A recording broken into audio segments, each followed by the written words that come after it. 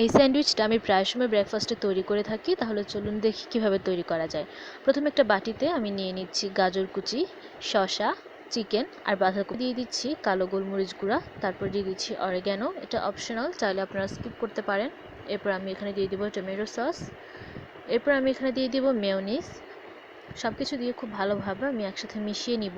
এখানে আপনারা যে কোনো উপকরণ চাইলে অ্যাড করতে পারেন অথবা চাইলে এখান থেকে বাদও দিতে পারেন, সেটা আপনাদের টেস্ট বাড অনুযায়ী আপনারা সাজিয়ে নেবেন। এরপর এখানে আমি সামান্য পরিমাণে চিনি দিয়ে দিচ্ছি, দিয়ে এটা একটু ভালোভাবে আমি মিক্স করে নেব।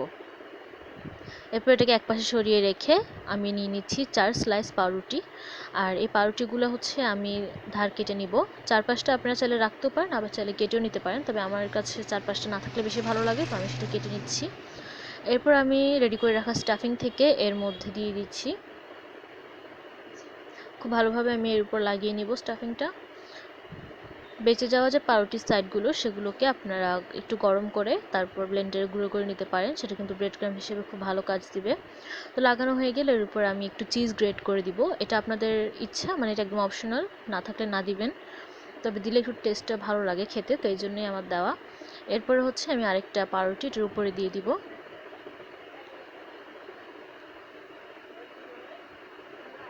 এখন হচ্ছে আমি চুলায় একটা তাওয়া বসিয়ে এগুলোকে হালকা একটু এপাশ ওপাশ করে সেঁকে নিব।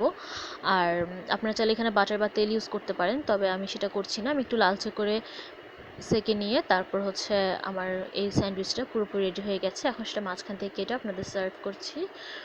আর আপনারা এটা চাইলে বাচ্চাদের টিফিনও দিতে পারবেন অথবা স্ন্যাক্সে বা ব্রেকফাস্টে তৈরি করতে পারেন। এটা কিন্তু ভীষণ মজার হয়।